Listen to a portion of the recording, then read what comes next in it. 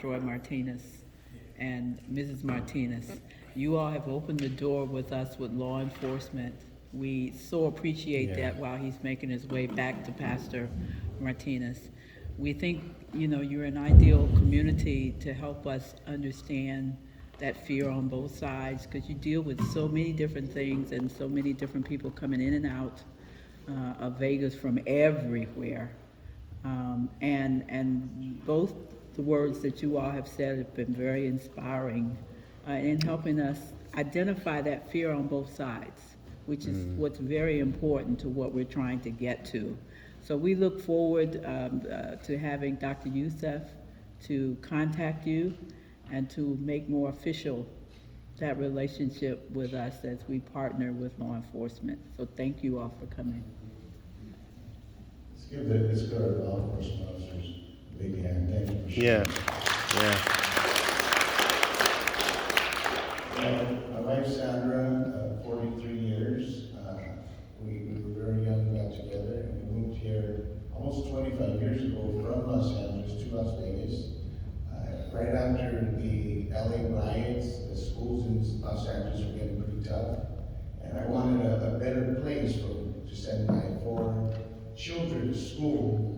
And I came out to Las Vegas and just planted a church, and with the calling to pastor the city, not just a denomination, but all my children in the Clark County School District. And at that time, it was a very great atmosphere compared to the Los Angeles School District at that time. And so over the course of years, we saw there was some needs. And so we've been doing at least 25 years ministry and community work here in Las Vegas, and we did community work in Los Angeles before we got here. So I count it a great privilege. I ran into Miss Addie over the years, mainly at the White House, watching her there in the Oval Office. Wow. So very exciting to see the entire commission, and our commissioner from Kansas was born at the same hospital, Los Angeles General Hospital, back in the 1960s, so kind of dating ourselves. But the fact is that growing up in Los Angeles, I have a hole in my head here from the 38 that I got when I was just 14 years of age. My little brother was shot with a Mini 14 round when he was just 15 years old. He survived that, but he lost his entire back arm, became deformed. He was unarmed, I was unarmed, and there was a time here in Las Vegas, right around 2004, 5, and 6, where we had a record homicide rate, and we also had a record of black and brown, unarmed, mainly males, young males being shot or killed by police. And the feds came down and put a consent decree on the Las Vegas Metropolitan Police Department. But because Dean and I and about a good 24 other community members worked with the Department of Justice and the cops office with Metro Police Department, we were able to avert the consent decree and instead, like Lieutenant Hernandez, who's the sheriff's admin lieutenant, change policy that better suited the civilians and law enforcement. One of the policies was the gang policy. At that time, it was very vague. So if an officer shot 10 kids at a bus stop, and one of them was a gang member, they could write down all the other 9 kids' names and put them in the gang database that was it was perpetual forever. So the parents didn't know that these 9 kids at the bus stop right now being documented, either associates or actual gang members, whether they were or not. And so we were able to change that to make it more fair to the point, and we just make recommendations to the sheriff. And the sheriff and their admin and lawyers got to change that policy. But we recommended that they do a couple of things. One, if it's a minor, that you notify the parent, that you document their child as a gang member.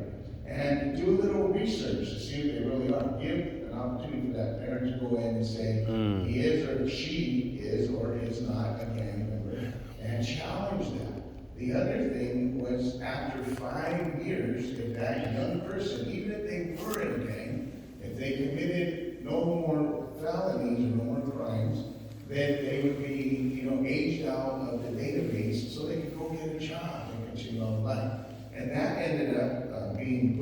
first police policy, and later on went up to the legislation sessions and became state law. So those are the type of things when you talk about systems that change.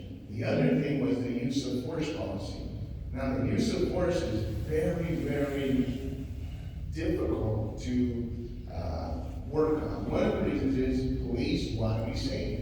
Sometimes they need to use deadly force. October 1, we had a crazy person shooting people on the strip. He had to be taken care of because no one wants their loved ones to be assassinated unarmed while this guy has a machine gun shooting from a rooftop or a hotel building. So obviously, the use of force is needed. However, when you're unarmed or incapacitated or you're having a medical episode or maybe you're deaf and you don't obey commands, is that a death sentence?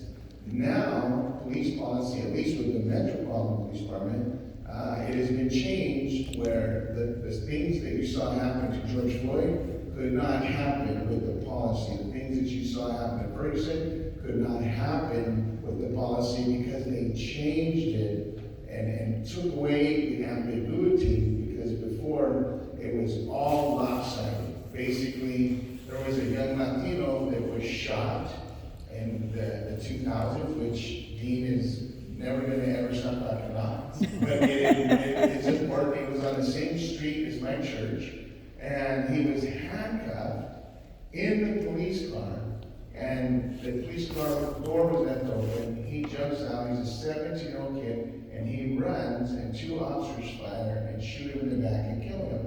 And it was considered a justifiable homicide. This is prior to the changes in policy.